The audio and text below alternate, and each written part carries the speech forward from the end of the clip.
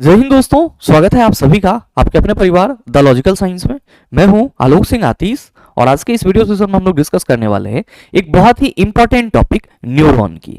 जी हां दोस्तों, आप में से कई छात्रों का ये लगातार शिकायत रहता है कि गुरुजी न्यूरॉन का जो कंसेप्ट है वो समझ में ही नहीं आता है।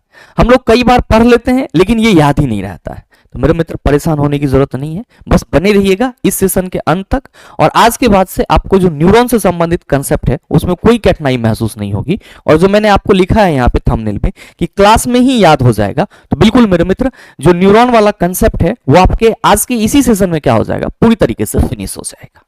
तो आइए बिना किसी देरी के शुरू करते हैं आज के इस सेशन की और देखते हैं एग्जाम रेलेवेंट क्या कुछ सीख पाते हैं। ध्यान दीजिएगा कि हम लोग का टॉपिक क्या है। आप सभी कहेंगे कि गुरुजी हम लोग का टॉपिक है न्यूरॉन एनाटॉमी। मेरे मित्र, एनाटॉमी का मतलब आप सभी समझ रहे हैं, न्यूरॉन के बेसिकली स्ट्रक्चर की बात करेंगे। ध्यान दीजिएगा कि सबसे पहला सवाल यहाँ पे यही है कि सर ये न्यूरॉन क्या होता है, ये न्यूरॉन क्या होता है। तो मेरे मित्र, आप सभी को यहाँ पे समझना होगा कि जब हम लोग अपने बॉडी में नियंत्रण एवं समन्वय की बात करते हैं, यानी कि जब किसी भी जीव के बॉडी में, हम सिर्फ अपने बॉडी की बात नहीं करें, किसी भी जीव के बॉडी में, यानी कि जब हम लोग जीवों में किसकी बात करते हैं सर, जीवों में कंट्रोल एंड कोऑर्डिनेशन की बात करते हैं, कंट्रोल एंड कोऑर्डिनेशन की बात करते हैं, तो आप सभी क्या कहते हैं कि सर किसी भी जीव में जो कंट्रोल एंड कोऑर्डिनेशन की प्रक्रिया संपन्न होती है, इसके लिए एक स्पेशल ऑर्गन सिस्टम है जिसको हम लोग क्या कहते हैं, आप कहते हैं सर तंत्रिका तंत्र। क्या कहते हैं आप सभी, आप कहते हैं तंत्रिका तंत्र है सर, जिसको हम लोग क्या कहते हैं, नर्वस सिस्टम कहते हैं। ध्यान में रखिएगा कि जीव में न सिर्फ तंत्रिकीय तंत्र के थ्रू नियंत्रण और समन्वय की प्रक्रिया होती है, बल्कि रासायनिक नियंत्रण एवं समन्वय की भी प्रक्रिया होती है, जो कि आपका हार्मोन से होता है। तो रासायनिक नियंत्रण एवं समन्वय की बात हम लोग कभी और करेंगे। बस मैंने आपको यहाँ पे एक बेसिक बता दिया कि अगर आपसे कोई ये पूछ दे कि किसी भी जीव में कंट्रोल एंड कोऑर्डिनेशन की प्रक्रिया के लिए कौन से दो, मतलब कह सकते हो, अलग अलग रास्ते मौजूद हैं, तो आप कहेंगे गुरुजी पहला तो तंत्रिका तंत्र और दूसरा रासायनिक नियंत्रण एवं समन्वय। कई छात्र होंगे जो कहेंगे कि गुरुजी पहला चीज तो हमें ये कंट्रोल एंड कोऑर्डिनेशन ही नहीं समझ में आ रहा है। मेरे मित्र, बड़ा ही सरल है। आप समझो कि आप एक ग्रुप बनाते हो, ठीक है, मान लीजिए किसी भी चीज का आप ग्रुप बनाते हैं, ठीक है। अब आप उस ग्रुप के क्या हो, आप कहेंगे सर मुखिया है। थोड़ा देर के लिए अगर हमने ग्रुप क्रिएट करा है तो जाहिर सी बात है कि वो ग्रुप का जो संचालन होगा वो हमारे तरीके से होनी चाहिए। आप कहेंगे बिल्कुल। तो मेरे मित्र, आप अपने ग्रुप में क्या किए, 40-50 लड़के को जोड़ लिए। आप कहेंगे सर जोड़ लिए। अब ये 40-50 लड़का आपने जो भी टास्क दिया उसको बेहतर तरीके से करेगा, इसके लिए क्या चाहिए, तो सर उस 40-50 लड़का के बीच में आपका जो कोऑर्डिनेशन है वो होना जरूरी होगा। मतलब ये हुआ कि मान लो कि आपकी कोई भी ऑर्गेनाइजेशन है जिसमें 40-50 लड़के जुटे हुए हैं और उसको आप एक स्पेशल टास्क के लिए ट्रेंड करते हो और उसको आप एक स्पेशल टास्क देते हो कि हाँ आपको ये काम करना है, तो वो सभी लड़के बेहतर तरीके से उस कार्य को करें। इसके लिए क्या होगा सर, हमारा उस ग्रुप पे नियंत्रण होना बहुत ही जरूरी होगा। और नियंत्रण कब होगा, जब सर सभी 40-50 लड़कों से आप क्या करेंगे सर, संपर्क साधे हुए रहेंगे, सूचना का आदान प्रदान करेंगे। सेम मेरे मित्र यही चीज हमारे बॉडी के अंदर भी होता है। क्या होता है कि हमारा बॉडी जो है वो कई प्रकार के अंग तंत्रों से मिलकर बना हुआ है, यानी कि ऑर्गन सिस्टम से मिलकर बना हुआ है। और चला जी, आप सबों को मालूम है कि अगर हम लोग ऑर्गन सिस्टम की बात करेंगे तो आप कहेंगे डाइजेस्टिव सिस्टम है, रेस्पिरेटरी सिस्टम है, एक्सक्रीटरी सिस्टम है, ट्रांसपोर्टेशन सिस्टम है। तो मेरे मित्र, ये जो अलग अलग अंग तंत्र मौजूद हैं ये क्या है, तो सर अलग अलग अंगों से मिलकर बने हुए हैं। अब पाचन तंत्र की ही बात करोगे तो आपका मुख गुहा आ जाता है, ग्रास नली आ जाता है, अमाशय आ जाता है, छोटी आंत आ जाता है, बड़ी आंत आ जाता है। तो ये सब क्या है सर, पाचन तंत्र के अलग अलग अंग हैं। तो मेरे मित्र, आप सभी ध्यान में रखेंगे कि आपके बॉडी के अंदर जो भी ऑर्गन सिस्टम है, आपके बॉडी के अंदर जो भी ऑर्गन सिस्टम है, उन ऑर्गन सिस्टम के जो अपना एक प्रॉपर फंक्शन होता है सर, अगर पाचन तंत्र है तो उसका काम पाचन है, तो पाचन के लिए जितने भी पाचन तंत्र के अंग होंगे सभी कार्य करेंगे, तभी जाकर के पाचन क्या होगा सर, मतलब सही तरीके से हो पाएगा। मेरे मित्र, पाचन तंत्र आपका सही तरीके से कार्य करे, इसके लिए तो प्रत्येक अंगों के बीच में कंट्रोल एंड कोऑर्डिनेशन होना भी तो जरूरी है। प्रत्येक अंग नियंत्रित तरीका से कार्य करे, और ये नियंत्रण तभी होगा जब सभी अंगों के बीच में समन्वय होगा, यानी कि कोऑर्डिनेशन होगा। कोऑर्डिनेशन का सिंपल सा मतलब क्या होता है? समन्वय, कि हम आपको कोऑर्डिनेट कर रहे हैं, मतलब हम आपके साथ संबंध स्थापित कर रहे हैं। मतलब क्या हुआ कि सर हमें ये प्रॉब्लम है, आप इसको सॉल्व कर दो। आप अगर एक छात्र और टीचर के बीच में समन्वय कोऑर्डिनेशन की बात करेंगे तो आप क्या कहेंगे कि गुरुजी हमारे और आपके बीच में संबंध जो है वो क्वेश्चन प्रॉब्लम को लेकर के हो सकती है, किसी अलग तरह के समस्या को लेकर के हो सकती है। तो समन्वय का मतलब क्या हुआ सर? संपर्क साधना। क्या हुआ सर? संपर्क साधना। तो हमारे बॉडी के जितने भी अंग होते हैं चिला जी, वो अपने प्रॉपर फंक्शन के लिए उनके जो पूरे मतलब अंग होते हैं वो सब एक साथ कार्य करते हैं, और सभी अंगों को एक साथ कार्य करने के लिए ही क्या होती है सर? नियंत्रण और समन्वय की जरूरत होती है। और अगर नियंत्रण और समन्वय न हो तो मेरे मित्र पता चला कि आंत कुछ और कर रहा है, छोटी आंत कुछ और कर रहा है, बड़ी आंत कुछ और करेगा, अमाशय कुछ और करेगा, सर इसोफेगस कुछ और करेगा। तो आप कहेंगे ऐसे नहीं होगा। तो मेरे मित्र, जो आपका कंट्रोल एंड कोऑर्डिनेशन है ये सिर्फ और सिर्फ आपको ये बताता है कि आपके पूरे बॉडी के जो ऑर्गन सिस्टम है वो सुचारू रूप से क्या करे सर? कार्य कर सके, चाहे उसका जो भी कार्य हो। अब सवाल यह है कि सर जो आपने तंत्रिका तंत्र और रासायनिक नियंत्रण एवं समन्वय की बात करा, तो मेरे मित्र ध्यान दीजिएगा कि जब हम लोग सेंट्रल नर्वस सिस्टम की बात करते हैं, यानी कि जब हम लोग केंद्रीय तंत्रिका तंत्र की बात करते हैं, किसकी बात करते हैं सर? केंद्रीय तंत्रिका तंत्र यानी कि सेंट्रल नर्वस सिस्टम की चर्चा करते हैं, तो आप सभी को ध्यान में रखना होगा कि ये जो सेंट्रल नर्वस सिस्टम है ये आपका बेसिकली 3 चीजों से मिलकर बना होता है, जिसमें आपका पहला क्या होता है? तो ध्यान में रखिएगा कि पहला होता है आपका ब्रेन, दूसरा क्या होता है? स्पाइनल कोड, दूसरा क्या होता है सर? स्पाइनल कोड, और तीसरा क्या होता है आपका नर्व सेल, जिसको हम लोग क्या बोलते हैं? न्यूरॉन बोलते हैं। क्या बोलते हैं? न्यूरॉन बोलते हैं। मतलब हम लोगों का केंद्रीय तंत्रिका तंत्र जो है वो किससे मिलके बना हुआ है? आप कहेंगे सर जी मस्तिष्क मेरुरज्जु, मस्तिष्क मेरुरज्जु, और साथ ही साथ किससे मिलके बना हुआ है सर? तो न्यूरॉन यानी कि आप कह सकते हो तंत्रिका कोशिका से मिलके बना हुआ है। और मेरे मित्र आप सभी ध्यान में रखिएगा कि जो हम न्यूरॉन की बात कर रहे हैं यहां पे, चूंकि आपका जो टॉपिक है वो है न्यूरॉन एनाटॉमी, तो मेरे मित्र जो हम न्यूरॉन की यहां पे बात कर रहे हैं, ये न्यूरॉन हमारा क्या है?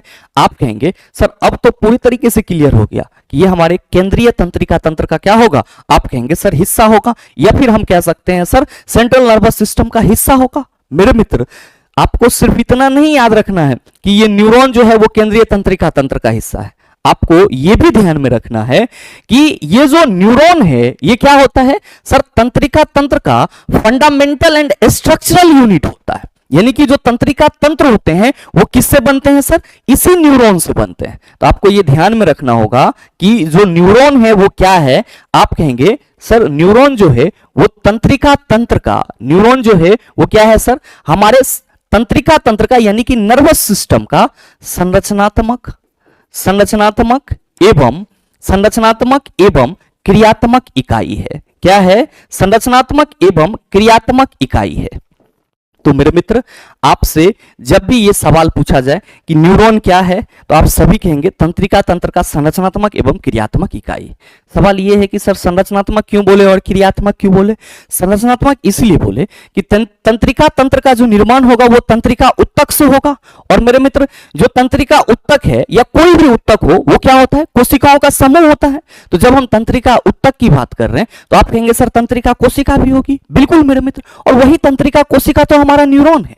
चूंकि तंत्रिका उत्तक के निर्माण में जो सबसे स्मॉलेस्ट यूनिट है वो क्या है? हमारा नर्व सेल। तो हम इसीलिए क्या कहते हैं कि सर तंत्रिका तंत्र का जो सबसे स्मॉलेस्ट यूनिट होगा वो क्या होगा? न्यूरॉन होगा। That's why neuron is known as the structural unit of nervous system. इसीलिए हम लोग कहते हैं कि न्यूरॉन जो है वो तंत्रिका तंत्र का क्या कहलाता है? संरचनात्मक इकाई कहलाता है। और साथ ही आपके मन में आ रहा होगा कि गुरुजी ये क्रियात्मक इकाई क्यों है? क्योंकि मेरे मित्र जो तंत्रिका तंत्र का प्रॉपर फंक्शन होगा वो किसके थ्रू करवाया जाएगा? सर इसी न्यूरॉन के थ्रू करवाया जाएगा। इसीलिए हम लोग इसको क्या बोलते हैं सर? तंत्रिका तंत्र का संरचनात्मक एवं क्रियात्मक इकाई बोलते हैं। क्या बोलते हैं? तंत्रिका तंत्र का संरचनात्मक एवं क्रियात्मक इकाई बोलते हैं। Now the point is that sir neuron का फंक्शन क्या होता है, ये कार्य क्या करता है? तो पहला चीज तो ये पूरे तंत्रिका तंत्र को बनाता है। दूसरा मेरे मित्र, ये जो न्यूरॉन है ये आपके शरीर के विभिन्न भागों से क्या करता है? तो सर जो सूचनाएं होती है उसको ग्रहण करता है और कहां भेजता है? मस्तिष्क तक भेजता है, क्योंकि आपके शरीर में जो कह सकते हो सर सबसे महत्वपूर्ण सोचने वाला अंग है वो कौन सा है? सर आपका ब्रेन। कौन है सर? आपका ब्रेन यानी कि मस्तिष्क। तो मस्तिष्क तक सूचना पहुंचनी चाहिए कि नहीं चाहिए? आप कहेंगे बिल्कुल। तो चला जी, ये जो न्यूरॉन है ये क्या करता है? तो सर विभिन्न जगहों से क्या करता है? सर सूचना को ग्रहण करके मस्तिष्क तक पहुंचाता है और मेरे मित्र मस्तिष्क उस सूचना पे अपना जो भी कैलकुलेशन करना होता है उसको करके फिर क्या करता है? सर आदेश देता है कि आप ये काम करिए। तो मेरे मित्र उस आदेश को भी फिर न्यूरॉन क्या करता है? सर जो आपका प्रेरक अंग होते हैं वहां तक पहुंचाने का कार्य करता है। बेसिकली चला जी, अगर हम शॉर्ट में ये कहें कि गुरुजी ये जो न्यूरॉन है इसका कार्य क्या होगा? तो आप कहेंगे सर इसका कार्य शरीर में सूचना का आदान प्रदान करना होगा। इसका कार्य क्या होगा? शरीर में सूचना का आदान प्रदान करना होगा। शरीर में सूचना का क्या करेगा सर? ये आदान प्रदान करेगा, मतलब एक जगह से ले जाएगा और दूसरी जगह तक पहुंचाएगा। तो जब भी सवाल करा जाए न्यूरॉन क्या है, आप कहेंगे तंत्रिका तंत्र का संरचनात्मक एवं क्रियात्मक इकाई। कार्य क्या होता है? तो सर शरीर में सूचनाओं का ये क्या करता है? आदान प्रदान करता है। अब आपके माइंड में ये सवाल आ रहा होगा कि गुरुजी जब ये पूरे शरीर में सूचनाओं का आदान प्रदान करता है तो क्या ये पूरे शरीर में फैला हुआ रहता है? बिल्कुल मेरे मित्र, और इसीलिए मैंने ये चीज आपके सामने रखा है। क्या देख पा रहे हैं? आप देख पा रहे हैं कि सर यहां पे ब्रेन है हमारा, मस्तिष्क। ये क्या है सर? तो आप ध्यान में रखिएगा, ये शरीर का मेन कोऑर्डिनेशन ऑर्गन है। क्या है सर? मेन कोऑर्डिनेशन ऑर्गन है। और मेरे मित्र ये जो आप देख रहे हैं स्पाइनल कोड जो कि आपका रीढ़ के हड्डी के द्वारा सुरक्षित रहता है, ये क्या है सर? हमारा मेरुरज्जु। क्या है सर? मेरुरज्जु। और रिफ्लेक्स सेक्शन में इसकी बहुत ही महत्वपूर्ण भूमिका होती है। और मेरे मित्र इसके अलावा जो आप देख रहे हैं पीली पीली आपको बहुत सारी लाइन दिख रही है, ये क्या है सर? तंत्रिका का जाल है। क्या है? तंत्रिका का जाल है। आपके मन में आ रहा होगा कि सर ये हमारे पूरे बॉडी में इसी तरीके से रहता है। बिल्कुल मेरे मित्र, और जब ये इसी तरीके से नहीं रहेगा तब तक ये किसी भी जगह से जो मतलब संवेदना है या फिर सूचना है उसको कैसे एक्सेप्ट करेगा, कैसे ग्रहण करेगा? तो कहीं ना कहीं ये पूरे शरीर में फैला हुआ है। तो आप सभी ध्यान में रखेंगे कि जो तंत्रिका है वो हमारे शरीर के मतलब कह सकते हो संपूर्ण भाग में फैला हुआ है, एक जाल के जैसा। किसके जैसा सर? एक जाल के जैसा। सवाल ये है कि sir what are the structure of neuron? Neuron की संरचना कैसी होती है? क्योंकि सवाल तो इसी से बनते हैं। तो मेरे मित्र आप सभी देख पा रहे होंगे कि न्यूरॉन की जो संरचना है वो आपका कुछ इसी तरीके का होता है। लेकिन आप सबों को ध्यान में रखना होगा कि न्यूरॉन की संरचना को जब आप समझेंगे तो वहीं पे आपको यह भी समझना होगा कि इसके जो अलग अलग भाग हैं वो कार्य क्या करते हैं। तो आपके मन में आ रहा होगा कि गुरुजी फिर तो हमें स्ट्रक्चर ऑफ न्यूरॉन की चर्चा करनी होगी। बिल्कुल ध्यान दीजिए कि आप जब भी किसी न्यूरॉन को देखेंगे तो प्रत्येक न्यूरॉन में आपको एक स्टार शेप यानी कि जो तारा होता है सर, तारा जैसा एक संरचना दिखाई पड़ेगा।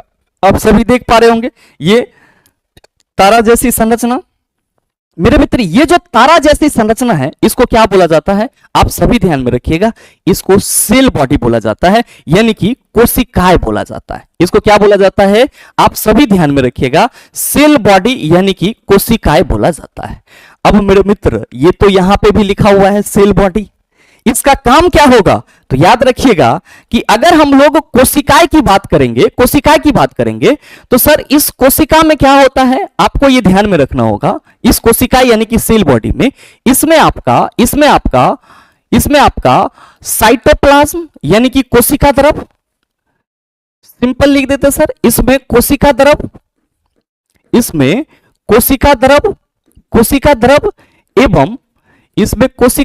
एवं न्यूक्लियस होता है। और साथ ही मेरे मित्र इसमें कई तरह के अलग अलग छोटे कण भी आपको दिखाई पड़ते हैं जिसको हम लोग निसल कण के रूप में जानते हैं या फिर इसी को हम लोग निसल ग्रेन्युल्स के रूप में जानते हैं। तो किसी भी न्यूरॉन का वैसा भाग जो स्टार की तरह दिखाई पड़े, तारा की तरह दिखाई पड़े, वो क्या होगा सर? आप कहेंगे सर सेल बॉडी यानी कि कोशिकाएं होगा, जिसमें क्या होगा? तो सर कोशिका द्रव एवं न्यूक्लियस होगा। कोशिका द्रव एवं क्या होगा सर? न्यूक्लियस होगा। ये वाली जो संरचना आप देख रहे हैं ये क्या है सर? न्यूक्लियस है। और इसके चारों ओर क्या होंगे सर? कोशिका द्रव भरे हुए होंगे। अब ध्यान में रखिएगा कि अगर हम इसके कार्य की बात करेंगे तो मेरे मित्र ये क्या करता है? ये जो है विभिन्न अलग अलग संवेदी अंगों से जो इसके पास सूचनाएं भेजी जाती है, उस सूचना को ये किस में बदल देता है सर? इलेक्ट्रिकल इंपल्स में बदल देता है, यानी कि विद्युत आवेग में बदलता है। ध्यान दीजिएगा एक और महत्वपूर्ण सा संरचना कि इसी न्यूरॉन के इस सेल बॉडी से आप देख रहे होंगे कि बहुत सारे आपको छोटे छोटे फाइबर जैसी संरचना दिखाई पड़ रही है। छोटे छोटे फाइबर जैसी संरचना दिखाई पड़ रही है मेरे मित्र, इसको हम लोग डेंड्राइट कहते हैं। क्या कहते हैं? डेंड्राइट कहते हैं। और ध्यान में रखिएगा कि ये जो आपका डेंड्राइट है, ये जो आपका डेंड्राइट है, ये बेसिकली क्या है? तो आप सभी याद रखेंगे, आप सभी याद रखेंगे न्यूरॉन के सेल बॉडी से, न्यूरॉन के सेल बॉडी से निकला हुआ छोटा छोटा शाखा युक्त, क्यों सर? क्योंकि इसमें बहुत सारे ब्रांचेस हैं, बहुत सारे क्या हैं? ब्रांचेस हैं। तो सेल बॉडी से निकला हुआ छोटा छोटा शाखा युक्त संरचना क्या कहलाता है? डेंड्राइट कहलाता है। क्या कहलाता है? आप सभी ध्यान में रखना, डेंड्राइट कहलाता है। अब सवाल यह है कि सर ये जो डेंड्राइट है इसका कार्य क्या होता है? तो मेरे मित्र मैंने आपको अभी जस्ट बताया कि न्यूरॉन का जो फंक्शन है वो है शरीर में सर सूचनाओं का आदान प्रदान करना। तो आप सबको मालूम है कि आपके बॉडी में अलग अलग तरह के सेंस ऑर्गन मौजूद हैं जो आपको क्या करती है सर? संवेदना पैदा करती है। जैसे अगर आपकी स्किन को कोई ऐसे ऐसे टच करेगा तो आपको पता चलेगा कि नहीं सर? इसी को तो संवेदना बोलते हैं। मेरे मित्र ये जो डेंड्राइट है ये क्या करता है? आपके बॉडी में जो अलग अलग तरह के सेंस ऑर्गन है उससे संवेदना को ग्रहण करता है और कहां ले आता है सर? इस सेल बॉडी यानी कि न्यूरॉन के कोशिकाएं में ले आता है। इसी को हम लोग सोमा भी बोलते हैं, याद रखिएगा। तो आप क्या कहेंगे कि गुरुजी तब तो हमें यहां पे ये लिखना होगा। अगर कोई पूछ देगा कि डेंड्राइट का कार्य क्या है तो बिल्कुल हम लोग कहेंगे क्या? आप सभी कहेंगे संवेदी अंग से, यानी कि सर सेंसरी ऑर्गन से संवेदना ग्रहण कर कहां पे भेजना सर? सेल बॉडी, या फिर इसी को साइटोन भी कहते हैं, तो साइटोन में भेजना। तो संवेदी अंग से संवेदना ग्रहण कर साइटोन को भेजना, आप ये भी कह सकते हो, चलेगा सर। तो दो चीजें आपके माइंड में सेट हो जानी चाहिए। पहला कि जब भी हम बात करेंगे सर न्यूरॉन के कोशिका या सेल बॉडी की, तो आप याद रखिएगा इसी को हम साइटोन भी कहेंगे। क्या कहेंगे सर? साइटोन भी कहेंगे। और आप क्या कहेंगे कि सर प्रत्येक न्यूरॉन में जो स्टार शेप्ड स्ट्रक्चर होता है, यानी कि तारा के जैसी संरचना होती है, वो क्या कहलाती है? साइटोन या कोशिकाएं कहलाती है। और इसमें क्या होता है? कोशिका द्रव एवं न्यूक्लियस होता है। और यहां पे क्या होता है? तो सर जो इस कोशिकाएं संरचना से अलग अलग तरह के छोटे छोटे शाखा युक्त संरचना निकली हुई है, यानी कि सेल बॉडी से निकला हुआ छोटा छोटा शाखा युक्त संरचना यहां पे लिख लीजिएगा। यहां पे थोड़ा सा मिस्टेक हो गया, शाखा युक्त संरचना लिख लीजिएगा।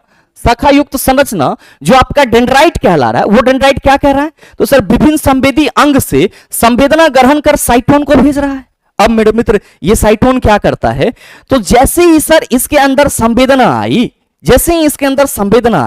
ये एक मतलब रासायनिक पदार्थ क्या करता है सर? रिलीज करता है, जिससे आपका जो ये संवेदना है वो किस में बदल जाता है? विद्युत आवेग यानी कि इलेक्ट्रिकल इंपल्स में बदल जाता है।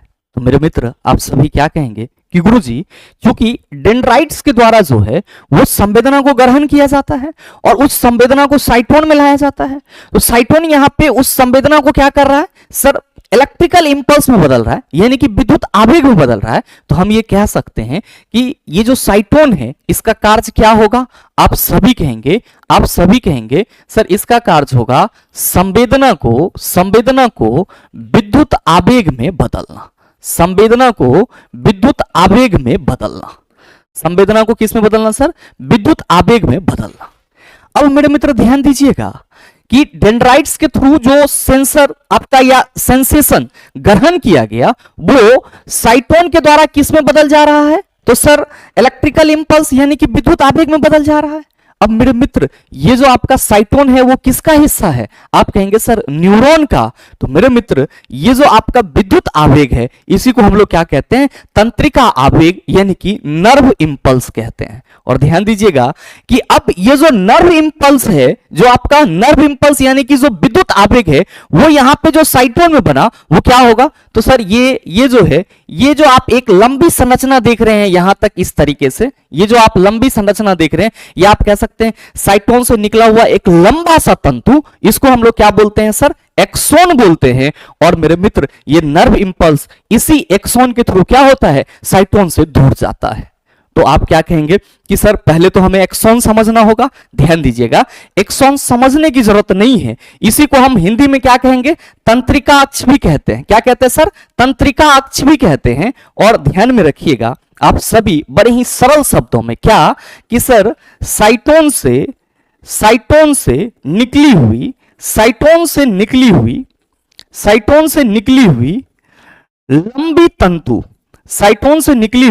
लंबी तंतु एक्सोन कहलाता है। लंबी तंतु क्या कहलाता है?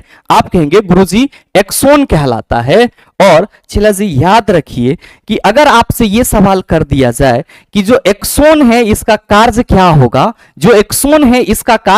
फंक्शन क्या होगा, तो आप क्या कहेंगे? आप कहेंगे कि गुरुजी एक्सोन का कार्य होगा तंत्रिकीय आवेग को, यानी कि जो हमारा नर्व इंपल्स है, तंत्रिकीय आवेग को साइटोन से दूर ले जाना।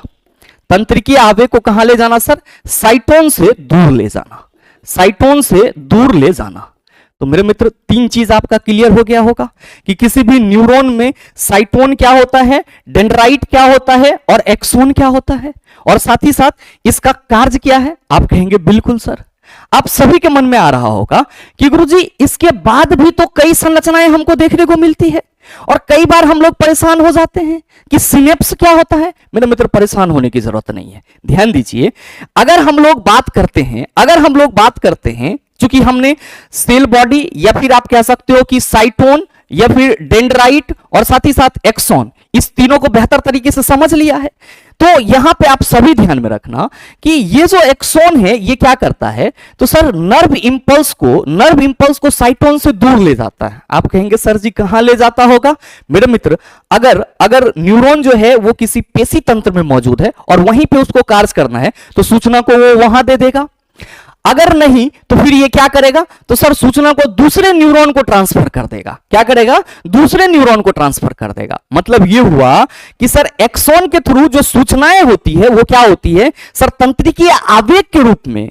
एक्सोन के थ्रू सूचनाओं का तंत्रिकीय आवेग के रूप में क्या होता है सर? साइटोन से दूर चालन होता है। जबकि जो आपका डेंड्राइट है वो क्या करता है? संवेदना को साइटन में लाता है, यानी कि सेल बॉडी में लाता है।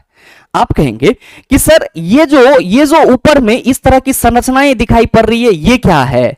चला जी आप सभी ध्यान में रखिएगा, इसको हम लोग क्या बोलते हैं? इसको हम लोग माइलिन शीथ बोलते हैं। क्या बोलते हैं? माइलिन शीथ बोलते हैं।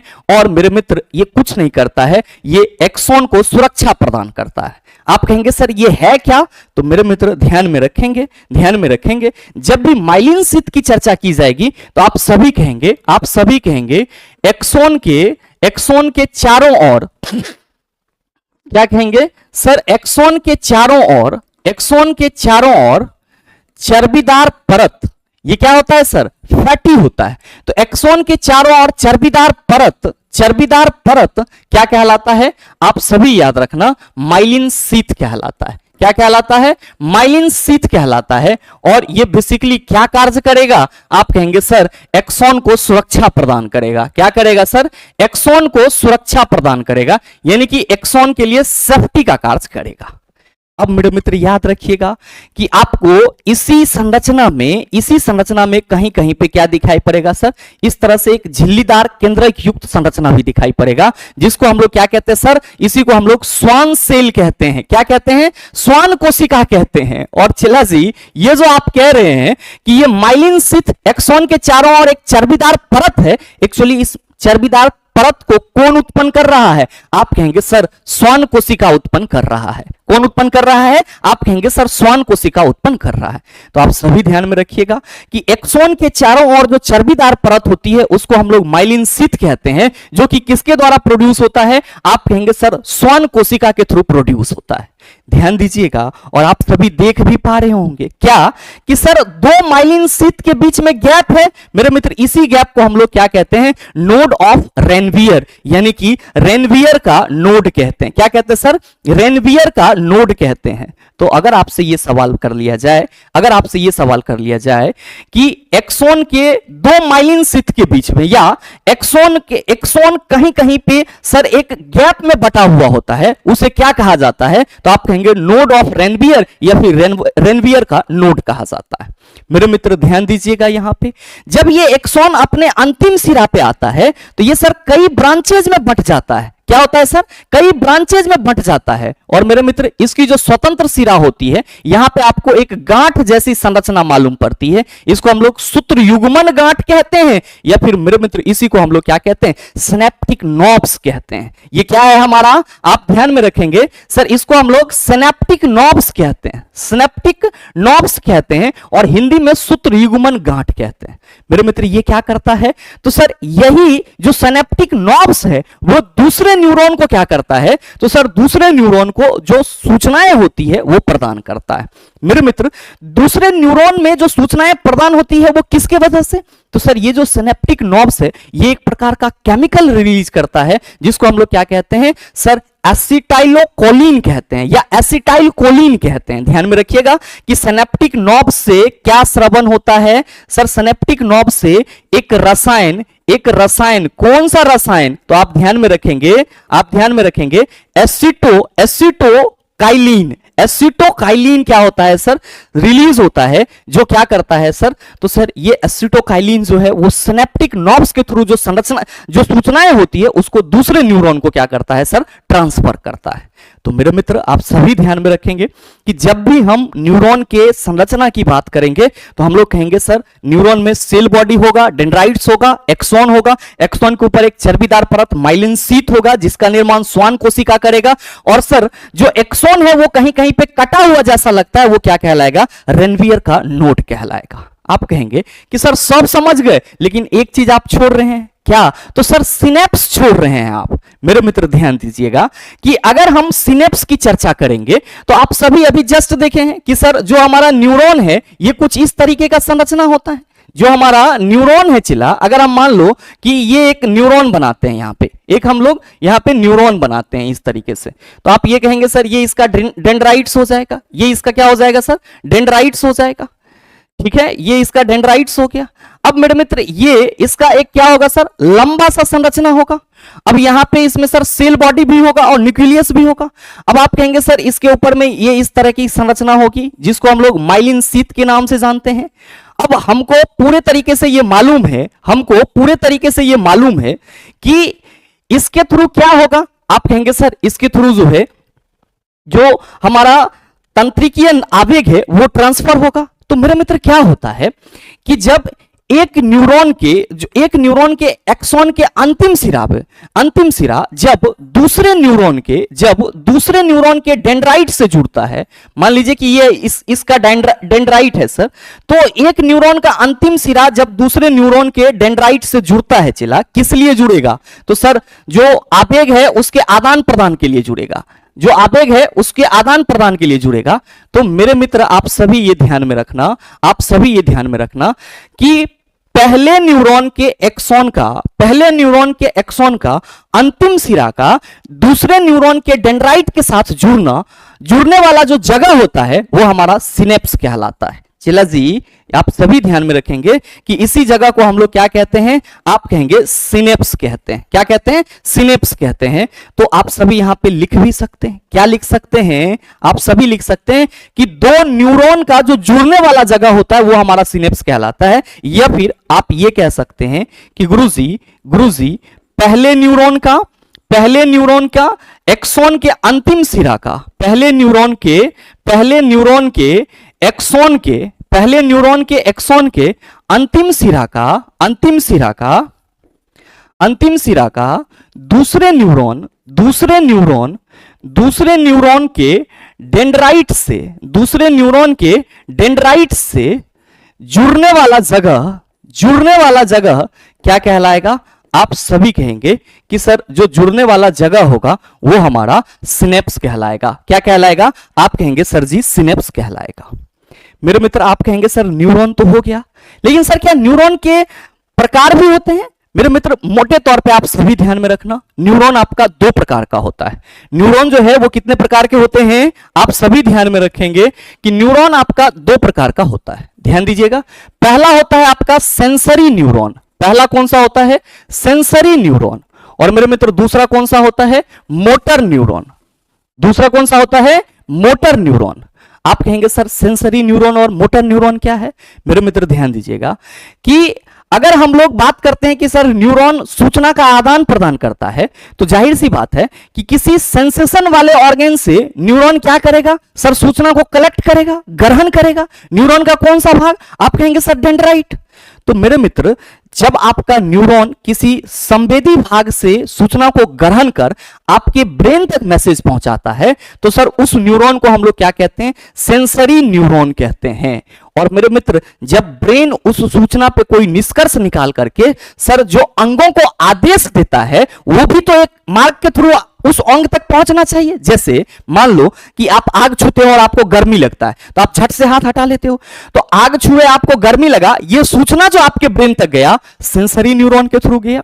और आपने हाथ हटाया तो आपका जो पेशी अंग है वो वहां से हटा, ये किसके आदेश पे? ब्रेन के आदेश पे। तो मेरे मित्र जो ब्रेन से निकलने वाली आप कह सकते हो आदेश होता है, वो जिस न्यूरॉन के थ्रू जाता है उसको हम लोग क्या कहते हैं? मोटर न्यूरॉन कहते हैं। क्या कहते हैं? Motor neuron.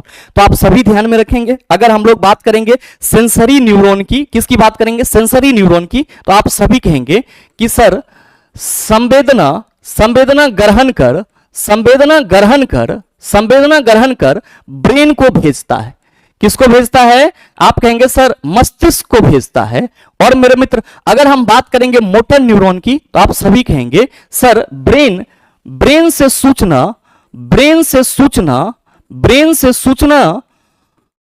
सूचना को कार्य करने वाले अंग